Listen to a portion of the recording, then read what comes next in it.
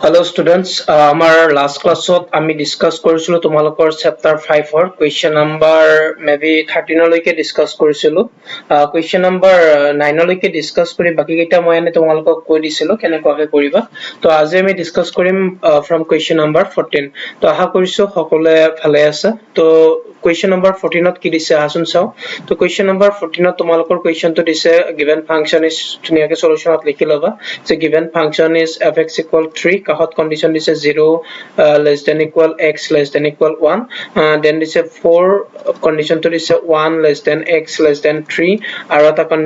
function দিছে fx equal 5 condition দিছে কাহত 3 less than equal x less than equal 10 তো এইটো condition দিয়া আছে আৰু আমাক কৈছে discuss the continuity of the function তো function টোৰ continuity চেক কৰিব দিছে তো আগত কোৱাৰ দৰে কাইন্ডলি যিখিনি ষ্টুডেন্ট আজি ফাৰ্স্ট মোৰ ভিডিও চাইছে কাইন্ডলি আগৰখিনি চাই লবা কাৰণ আগৰখিনি নচোৱাকৈ এইটো অকমান এইটো ভিডিও বুজাত তোমালোকৰ প্ৰবলেম হ'ব তো এটা চোৱা আমাক দিছে ইয়াতে এই ফাংচনটোৰ আমাক কন্টিনিউটি চেক কৰিব দিছে তো ফাৰ্স্ট আমি চাম যে আমাৰ ডাউট কোড আছে তো হিয়াৰ ডাউটফুল পইণ্টস আৰ হিয়াৰ তো তোমালোকে লিখিবা ইয়াত সন্দেহযুক্ত বিন্দুবোৰ হ'ল হিয়াৰ ডাউটফুল পইণ্টস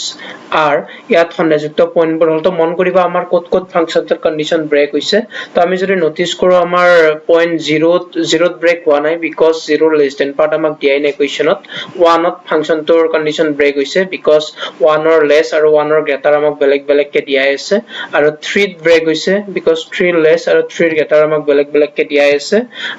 বাকি 10 ত ব্ৰেক হোৱা নাই 10 ৰ ক্ষেত্ৰত একো গ্ৰেটাৰ পাৰ্ট দিয়া নাই সো আমাৰ ডাউট আছে x equal 1 and x equal 3 তো নাম্বাৰ লাইন ডালৰ আমাৰ 1 আৰু 3 ত 1 আৰু 3 ত আমাৰ ডাউট আছে ইয়াতে চেক কৰিব লাগিব আৰু বাকি আমাৰ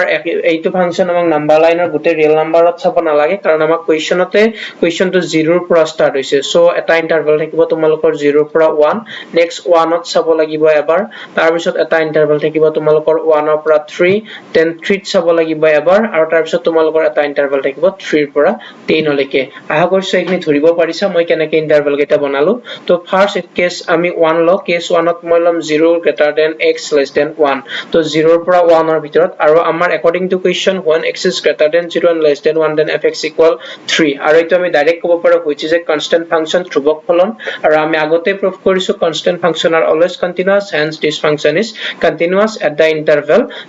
x less than greater than 0 less than 1 তো next আমি x equal 1 ত separately চেক কৰিম তো তাৰে পিছৰ ইন্টাৰভেলটো লৈছো মই 1 less than x less than 3 আৰু এইটো ইন্টাৰভেলৰ কাৰণে আমাক ভ্যালু দিয়া আছে fx equal 4 again constant function and it should be continuous তো ষ্টুডেন্ট মন কৰিবা যে বহুত টিচাৰে কেতিয়াবা এইখিনি কথা নিলিখি আৰু এইখিনি নিলিখিলেও মাৰ্কস নাকাটে যেকেটা আমি সিম্পলি 1 2 3 কন্ডিশনত যেকেটা মই এইটো কোৱেশ্চনত দেখাম সিম্পলি যিখিনি ডাইৰেক্ট ক'ব পাৰো কেৱল ডাউটফুল পইণ্ট কেইটা চেক কৰি দেখালেই হৈ যায় তথাপিও কেতিয়াবা কিছুমান টিচাৰ থাকে যিবিলাকে কোৱেশ্চনৰ এক্সামত কাটি দিয়াৰো চান্স থাকে 1 2 মাৰ্কস এইখিনি নিলিখাৰ কাৰণে সো পাৰিলে লিখিবা বেছি টাইম নাযায় 1 মিনিটত এইখিনি লিখা হৈ যাব নেক্সট কেস 3 কাৰণে আমি আহিম 3 less than x less than 10 হেতু পাৰ্টত আহিম আৰু 3 less than x less than 10 তো fx equal কিমান হ'ব আমাৰ 5 হ'ব which is again constant function hence it will be continuous next আমাৰ doubtful pointত আমি চেক কৰিম আৰু এইটো কোৱেশ্চনৰ ক্ষেত্ৰত আমাৰ ডাউট আছিল at x equal 1 and x equal 3 তো at x equal 1 যদি তোমালোকে 11 লিমিট লোৱা 11 লিমিট কিমান আহিব আমাৰ limit x tends to 1 minus fx আহিব ফাৰ্স্ট তো limit x tends to 1 limit x tends to 1 minus fx to 1 minus means আমি কি জানো value of x are less than 1 তো value of x are less than 1 means our first condition because x less than 1 first condition ত আছে আৰু তেতিয়া fx equal কিমান হ'ব 3 আৰু ইয়াতে কোনো ধৰণৰ x ৰ ঠাইত 1 পুট কৰিব লগা নাই সো ডাইৰেক্ট ৰিজাল্ট কিমান হ'ব 3 নেক্সট তোমালোকে ৰাইট হ্যান্ড লিমিট কৰা ৰাইট হ্যান্ড লিমিট যেতিয়া কৰিবা কি আহিব আমাৰ limit x tends to 1 plus fx তো 1 plus fx means value of x are greater than 1 আৰু greater than 1 হলে তোমালোকে equation so our second condition of the value of x greater than 1 এইটো part আৰু তেতিয়া আহিব আমাৰ fx of ঠাইত 4 so ইয়াতো কোনো ধৰণৰ x পুট কৰিব লগা নাই ডাইৰেক্ট ৰিজাল্ট পাবা 4 next আমি sum at f1 আৰু যেতিয়া f1 ত sum আমি f1 ত চালে অৰ্থাৎ value of x are exactly 1 আৰু exactly অৰ্থাৎ directly 1 হলে আমাৰ first condition ত দিয়া আছে equal 1 ৰ condition তেতিয়া fx of ঠাইত কিমান হয় 3 হয় so আমি কি পালো প্ৰথমটোৰ ক্ষেত্ৰত পালো 11 limit 3 right and limit পালো 4 that means 11 limit এইটো নাছা চালে আমাৰ প্ৰবলেমে নাছিল because level limit not equal right hand limit already পাই গৈছো তো এইটো চোৱাৰ কোনো প্ৰয়োজনেই নাছিল তো যেহেতু level limit not equal right hand limit that means the function is discontinuous at x equal 1 আশা কৰিছো বুজি পাইছা তো নেক্সট তোমালোকে case 5 to at x equal 3 তোমালোকে নিজে চেক কৰিবৰ কাৰণে ট্ৰাই কৰিবা তো নেক্সট কোৱেশ্চন আইছো মই কোৱেশ্চন নাম্বাৰ বাকি যেকিটা আছে 15 16 তো তোমালোকে নিজে কৰিব পাৰিবা বুলি আশা কৰিছো নেক্সট আইছো মই কোৱেশ্চন নাম্বাৰ 17 ত তো কোৱেশ্চন নাম্বাৰ 17 ত আমাক এটা ফাংচন দিছে মই ফাৰ্স্ট ফাংচনটো লিখি লৈছো আৰু এক্সামটো তোমালোকে স্টাৰ্টিংত given function is বুলি ফাংচনটো সদায় লিখি লবা তো fx equal ax plus 1 when x is less than 3 less than equal 3 and fx equal bx plus 3 bx plus 3 when x is greater than 3 তো আমাক এইটো ফাংচন দিয়া আছে এটা কোৱেশ্চনটো দিছে find the relationship between a and b so that the function f defined by iman is continuous at x equal 3 তো আমাক কৈছে যে যদি এই given function অৰ্থাৎ আমাৰ দিয়া ফাংচনটো x equal 3 যদি continuous হয় then আমাক কি কৈছে find the relation উলিয়াব দিছে between a and b তেন্তে a আৰু b ৰ মাজত relation উলিয়াব দিছে তো কোৱেশ্চনটো আকৌ এবাৰ বুজাই দিছো যে আমাক given ফাংচনটো যদি x equal 3 অৰ্থাৎ এইটো পইণ্টত continuous হয় তেন্তে আমাক a আৰু b ৰ মাজত relation উলিয়াব দিছে এটা মন কৰিবা আমি জানো যে যদি এটা ফাংচন এটা পইণ্টত continuous হয় তেন্তে কি হ'ব হেতু পইণ্টত লেভেল লিমিট আৰু ৰাইট হেণ্ড লিমিট আমাৰ কি হ'ব ইকুয়াল হ'ব সো তোমালোকে লিখিবা ফাৰ্স্ট যে since the function is continuous at x equal 3 therefore level limit equal right hand limit equal f3 যেহেতু ফলনটো x equal 3 অবিচ্ছিন্ন গতিকে আমি কি পাম গতিকে level limit equal right hand limit equal f3 তো তোমালোকে এনেকুৱাকে লিখি লবা তো নেক্সট স্টেপত লেভেল লিমিটৰ ঠাইত আমি কি লিখিব পাৰিম limit x tends to 3 minus fx similarly right hand লিমিটৰ ঠাইত আমি কি লিখিব পাৰিম limit x tends to 3 plus fx আৰু f3 means x ৰ বলে ডাইৰেক্টলি 3 আৰু ডাইৰেক্টলি 3 হলে আমাৰ ফাৰ্স্ট কন্ডিশনত দিয়া আছে ডাইৰেক্টলি 3 তেতিয়া কি হ'ব x ৰ ঠাইত 3 বহাই দিলে ইয়াতে 3a plus 1 আহি যাব আমাৰ ইয়াতে 3a plus 1 তো next x tends to 3 minus means value of x are less than 3 or less than 3 হলো আমাৰ first condition মতে fx ৰ ঠাইত কি হ'ব ax plus 1 আৰু limit x tends to 3 plus fx এটো হ'ব x greater than 3 হলে তলৰ condition মতে হ'ব bx plus 3 আৰু equal এইফালে দিয়া আছে আমাৰ 3a plus 1 তো এতিয়া এইখিনিত আমি কি পাম x ৰ ঠাইত 3 বহাই দিলে পাম 3a plus 1 ইয়াতে পাবা x ৰ ঠাইত 3 বহালে 3b plus 3 আৰু এইফালে আছে 3a plus 1 তো আমাক কৈছে যে a আৰু b ৰ মাজত ৰিলেচন উলিয়াব দিছে যেটো ৰিলেচন উলিয়াব দিছে ইয়াতে তুমি যিকিনো দুটা পেয়াৰ ৰাখিলেই হ'ল এটো পেয়াৰ যেটো ফাৰ্স্ট পেয়াৰৰ লগত সেম আছে এটো পেয়াৰ তুমি নেগলেক্ট কৰিব পাৰা নেক্সট স্টেপত তো এই ফাৰ্স্ট দুটা পেয়াৰৰ পৰা যদি মই 3b টু লেফটত লৈ যাও তেতিয়া কি পাম 3a minus 3b আৰু 1 টো যদি মই ৰাইটত লৈ আহো কি পাম 3 minus 1 that means 2 আৰু ইয়াৰ পৰা যদি মই 3 এটা কমন লও কি পাম a minus b আৰু 3 টো মই ৰাইটত লৈ যাব 2/3 which is the relation between a and b যে a ৰ পৰা b minus কৰিলে কিমান পাম আমি অলৱেজ 2/3 পাম আৰু এইটো আমাৰ কি হ'ব a আৰু b ৰ মাজত ৰিলেচন তো আশা কৰিছো সকলোৱে ধৰিব পাৰিছা বেছি টান কোৱেশ্চন নহয় আৰু এনেকুৱা কোৱেশ্চন কেতিয়াবা এক্সামত দিব পাৰে আৰু যেনেকুৱা কোৱেশ্চন এটো সদায় কন্টিনিউটিৰ কোৱেশ্চন বিলাকত 4 মাৰ্কস থাকিবই তো নেক্সট আইছো 80 নম্বৰ তোমালোকে ট্ৰাই কৰিবা ঘৰত কৰিব নেক্সট মই লৈছো 90 নম্বৰ কোৱেশ্চন আৰু 90 নম্বৰ কোৱেশ্চনটো অলৰেডি 2019 ৰ আমাৰ কাউন্সিল এক্সামত আহি গৈছে আৰু 90 নম্বৰ কোৱেশ্চনত আমাক কি দিছে এটা ফাংচন দিছে gx তো এটা ফাংচন দিছে আমাৰ gx equal x minus box x means এটো আমাৰ গ্ৰেটেষ্ট ইন্টিজাৰ ফাংচন আমি ক্লাস 11 ত পাইছিলো গ্ৰেটেষ্ট ইন্টিজাৰ ফাংচন বুলি কয় গৰিষ্ঠ অখণ্ড ফলন আৰু ইয়াৰ ৰুল বিলাক কেনেকুৱা আছিল যে এই বক্সৰ ভিতৰত x ৰ ভ্যালু যি নাথাকক কিয় ই সদায় তাৰ পিছৰ ইন্টিজাৰটো লয় that means 1.2 থাকিলে 1 হ'ব বা 2.5 থাকিলে 2 হ'ব পিছৰ ইন্টিজাৰটো 2.7 থাকিলেও কিমান হ'ব 2 হ'ব 2.1 থাকিলেও কিমান হ'ব 2 হ'ব বা 1.9 যদি থাকে যদি বক্সৰ ভিতৰত 1.9 থাকে 1 হ'ব কিন্তু যদি 1 এ থাকে অৰ্থাৎ 1 ডাইৰেক্টলি ইন্টিজাৰ থাকিলে হেইটোৱে ভ্যালু ল'ব বা 2 থাকিলে এইটোৱে ভ্যালু ল'ব এইখিনি তোমালোকে ক্লাস 11 ত পাইছিলা এতিয়া আমাক কৈছে যে এই ফাংচনটো দিছে দিফালে কৈছে so that the function defined by gx equal x minus greatest integer function x is discontinuous at all integral points that means সকলোবোৰ অখণ্ড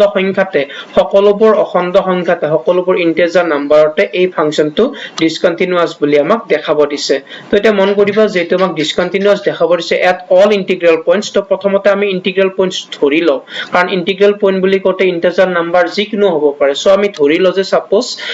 suppose x equal a is any integer number তো তোমালোকে লিখি লবা ধৰা হ'ল x equal a যিকোনো এটা অখণ্ড সংখ্যা suppose x equal a is any integer number তো আমি x equal a তেতিয়া level limit right hand limit equal হ'ব নে নহব চেক কৰিব লাগে আৰু যেটো ডিসকন্টিনিউয়াস দেখাব দিছে তো obviously আমি not equal পাম তথাপিও আমি চেক কৰি চাও তো ইয়াতে মই ফাৰ্স্ট লিখিছো তোমালোকৰ লেভেল লিমিট তো লেভেল লিমিটত আমাৰ কি আহিব limit x tends to a minus fx তো limit x tends to a minus fx মানে সৰি fx আমাৰ দিয়া নাই কোৱেশ্চনটো যেটো তোমালোকক টাৰ্মটো এবাৰ gx বুলি দিছে ফাংচনটো সো তোমালোকে ইয়াতে কোৱেশ্চনটো লিখোতে fx নিলিখিবা তো তোমালোকে gx লিখিবা আৰু gx মানে আমাক দিয়া আছে x minus greatest integer function x এতিয়া মন কৰিবা মই ইয়াতে ভ্যালু পুট কৰিব লাগিব x ৰ ঠাইত আমাৰ কি আহিব a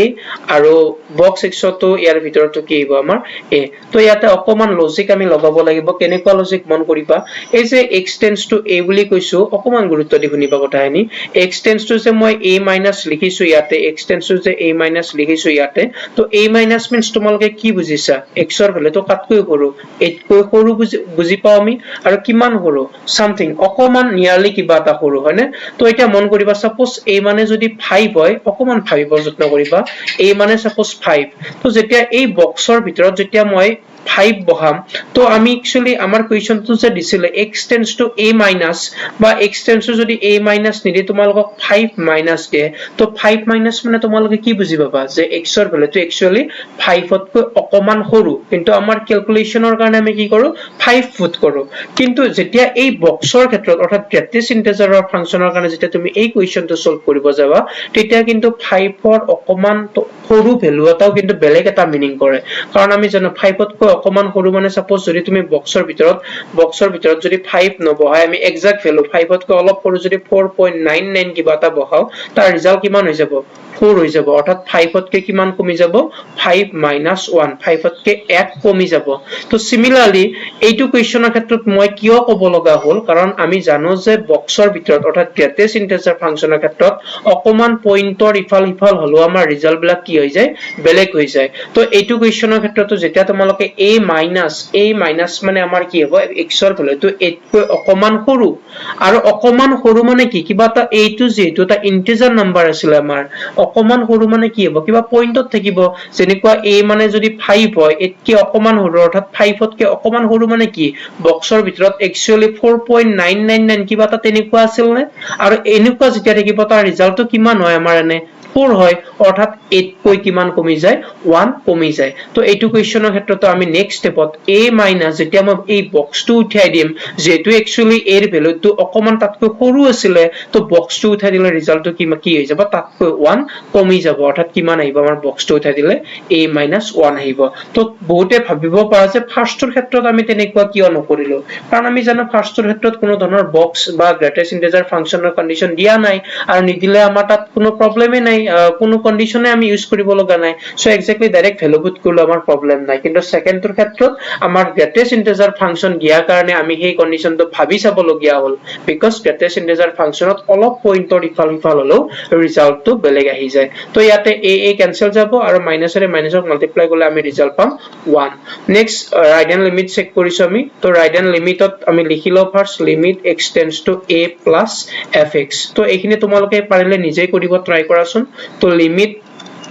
x tends to a plus fx নহয় gx লিখিবা তো gx মানে কি আহিব আমাৰ x minus box x বা modular greatest integer function x তো ইয়াতো মই a বহাই দিলো a minus greatest integer function a তো ইয়াতো মন কৰিবা নেক্সট স্টেপত a minus এই যেটো বক্সৰ ভিতৰত থাকিব এইখিনি ৰিজাল্ট কিমান হ'ব তো ইয়াতো মন কৰিবা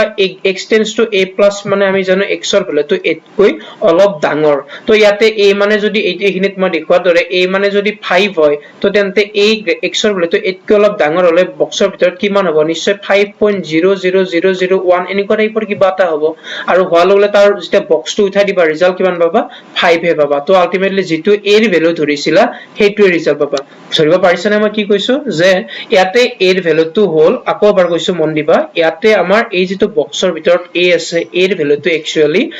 x তকৈ অলপ সৰি 8 তকৈ অলপ ডাঙৰ পুট কৰিব লাগিছিল আৰু সাপোজ a মানে যদি 5 হয় তেন্তে অলপ ডাঙৰ মানে কি বক্সৰ ভিতৰত নিশ্চয় তুমি 5 পইণ্ট সামথিং অৰ্থাৎ 0.001 এনেকুৱা কিবা পুট কৰিবা আৰু পুট কৰিলে যেতিয়া এই বক্সটো উঠাই দিও ৰিজাল্ট কিমান পাও আমি 5 পাও গতিকে 5 মানে আকৌ কি আছিল আমাৰ a এৰ ভ্যালুটো আমি ইয়াতে 5 কনসিডাৰ কৰিছিলো অৰ্থাৎ কি পাম a পাম আৰু ইয়াতে বক্সটো উঠাই দিলে তোমালোকে in case of a plus কি পাবা a পাবা আৰু a minus a মানে কিমান হ'ব আমাৰ 0 হ'ব তো আমি দেখিলো যে 11 limit not equal right hand limit 11 লিমিটত 1 পাইছিলা right hand limit 0 পালো that means not equal and hence the function is discontinuous at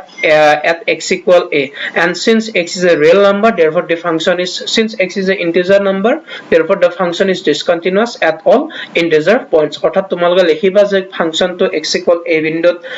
বিচ্ছিন্ন আৰু যেহেতু x equal a এটা অখণ্ড মান গতিকে ফাংশনটো